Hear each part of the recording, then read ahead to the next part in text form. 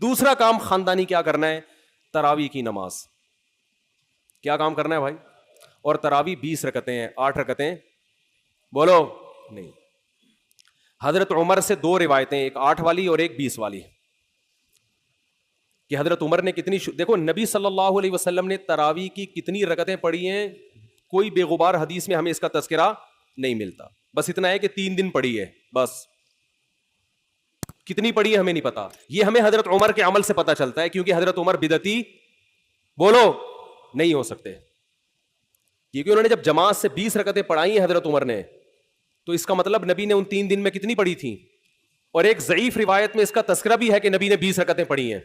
تو ضعیف روایت کی تائید جب خلفائے راشدین کے عمل سے ہو گئی تو وہ ضعیف بھی عملاً کیا بن گئی؟ صحیح بن گئی ہے وہ.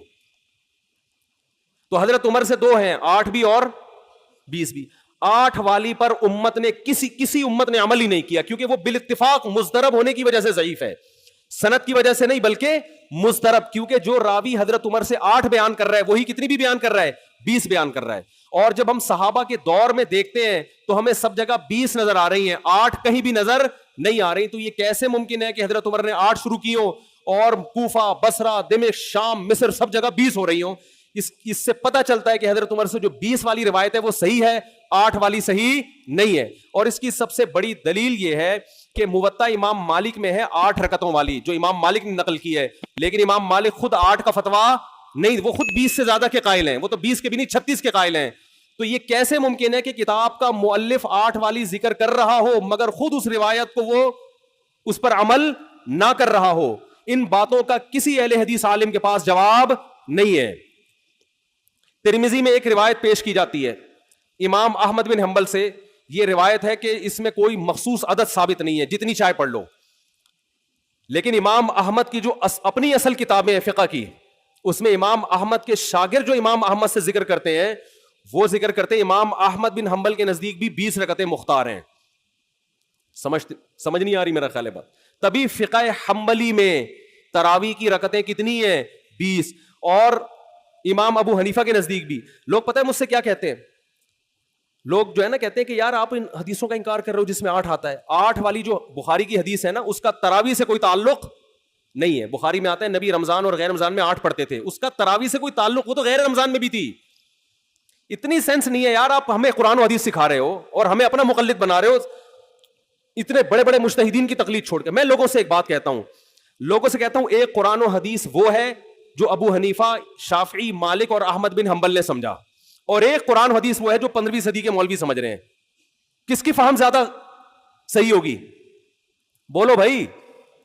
ایک قرآن وہ ہے جو انجینئر بیان کر رہا ہے حدیث, ایک حدیث کی تفصیل وہ ہے جو امام مالک بیان کر رہے ہیں, ابو حنیفہ بیان کر رہے ہیں, جن کی 80 ہجری میں پیدائش ہوئی ہے, تابعین میں سے ہیں, جو امام شافعی بیان کر رہے ہیں.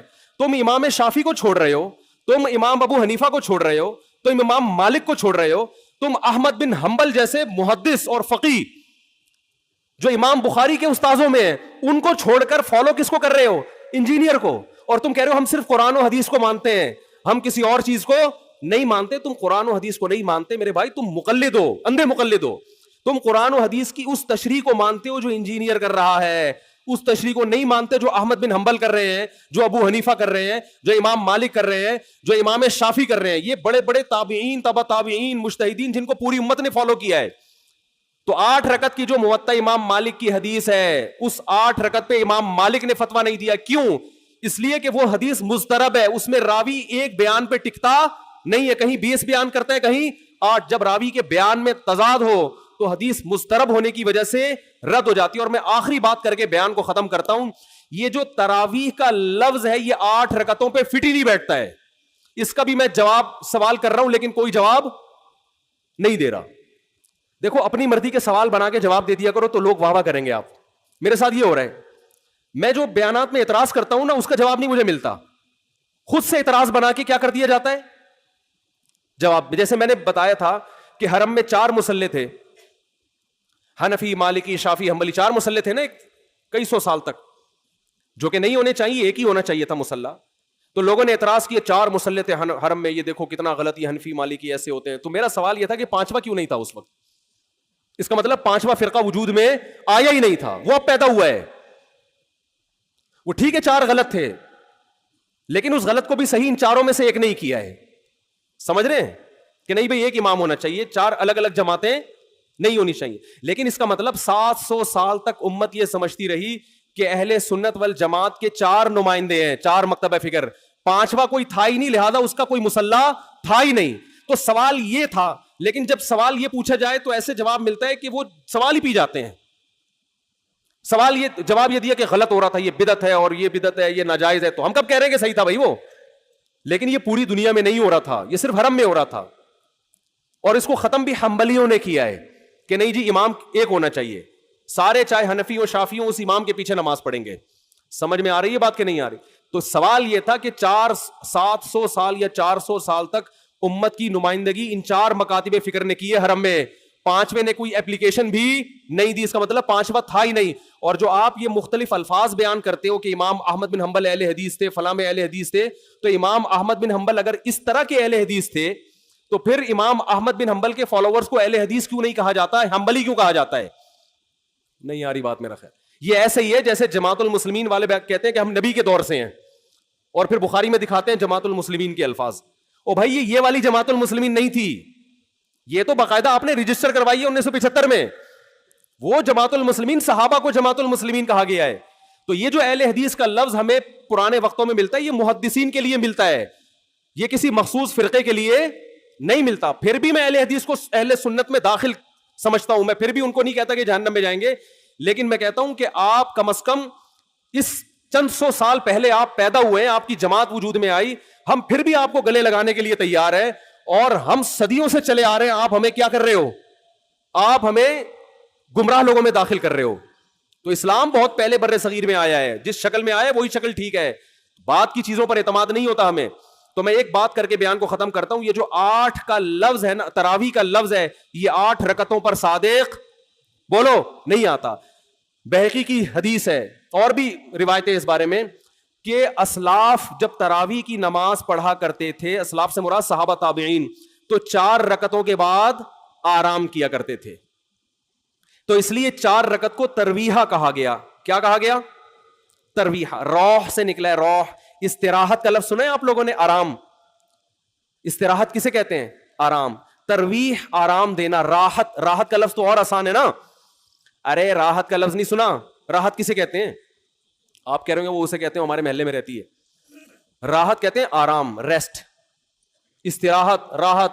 روح یروح ترویحا, باب تفعیل میں جب جاتا ہے آرام دینا. تو ترویحتن, کیونکہ 4 رکعتوں کے بعد آرام کرتے تھے, تو ان 4 رکعتوں کو کیا کہا گیا؟ ایک ترویحہ, یعنی ریسٹ ہے اس کے بعد. اب ترویحہ کا جو لفظ ہے نا, 4 رکعتوں کے بعد کیا ہو رہا ہے؟ ریسٹ. اٹ از کالڈ ترویحہ. سب کو پتا ہے 4 رکعتوں کو ترویحہ کہتے ہیں. 2 ترویحوں کو عربی میں کہیں گے ترویحتان. کیا کہیں گے؟ جیسے رجل کا معنی ایک آدمی, رجلان 2 آدمی. عربی میں 2 کے لیے الگ لفظ استعمال ہوتا ہے, 2 سے زیادہ کے لیے الگ. تو اگر یہ 8 رکعتیں ہوتی تو ان کو محدثین تراویح نہ کہتے بلکہ ترویحتان کہتے یا ترویحتین کہتے. کیا کہتے؟ 2 ترویحیں. اور ان کے بیچ میں ویسے بھی ریسٹ کی ضرورت پڑتی نہیں, ٹھیک ہے. 4 رکعت کے بعد امام بیٹھتا, بولتے چل بھائی آگے جلدی کر, جانا بھی ہے گھر میں ہم نے. تو ترویحتین کہتے, ان کو محدثین تراویح نہیں کہتے. اور تراویح کا لفظ ہے جمع. عربی میں جمع کم سے کم افراد کتنے ہوتے ہیں اس کے؟ 3. تو کم سے کم 12 رکعتیں ہونی چاہیے. لیکن تراویح بھی جمع کثرت ہے, جمع قلت. کثرت جمع اقصا کہتے ہیں جو بہت زیادہ جمع ہو. تو پتہ ہے 4 رکعتیں کافی زیادہ ہیں تو ان کو تراویح کہا جائے گا. 4 رکعتیں تھوڑی سی بھی ہو تو ان کو تراویح. 4 رکعتیں اگر 3 دفعہ آئیں گی تو اس کو بھی علی وجہ الکمال ہم پورے طور پر تراویح کا لفظ اس پہ صادق نہیں آئے گا. بات آ رہی ہے سمجھ میں کہ نہیں آ رہی ہے؟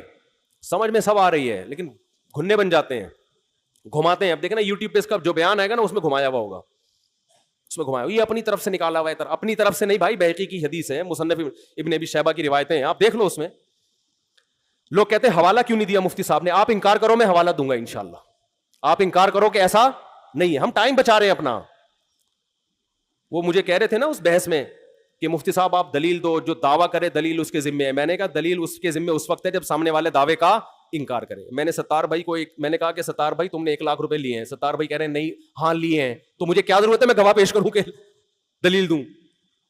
وہ مان رہا ہے. تو یہ سب مانتے ہیں.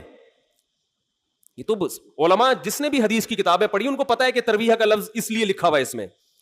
تو اسلاف سے مسجد نبوی میں حرم میں ایک رمضان بھی ایسا نہیں گزرا جب سے حضرت عمر نے 20 رکعتیں شروع کرائی ہیں کہ 20 رکعت سے ایک رکعت بھی کم ہوئی. زیادہ تو ہوئی ہیں, کم بولو نہیں ہوئی ہیں. ایک امت اتنی بڑی گمراہی پر 1400 سال سے جمع ہو گئی. تو میرے بھائی جو آپ سے قرآن و سنت کے نام پہ بات کرے نا, اسے بولے بھائی ٹھیک ہے میں قرآن و سنت ہی کو مانتا ہوں, مگر قرآن و سنت کی وہ تشریح جو ان مجتہدین نے کی ہے اس کو مانوں گا. جو 15ویں صدی کے مولوی کر رہے ہیں تشریح, میں اس کو بولو نہیں, چاہے وہ سعودی ہوں. لوگ کہتے ہیں سعودی عرب میں 8 رکعتیں ہر جگہ ہو رہی ہیں. سعودی عرب میں آج ہو رہی ہیں, 100 سال پہلے کے سعودی عرب میں 8 رکعتیں کہیں بھی نہیں ہوتی تھی.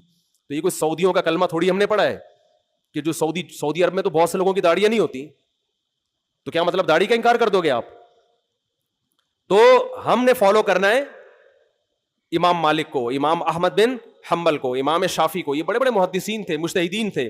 خلفائے راشدین کو, خلفائے راشدین کے دور میں کوئی ایک روایت دکھا دو 8 رکعتوں والی, کوئی ایک روایت.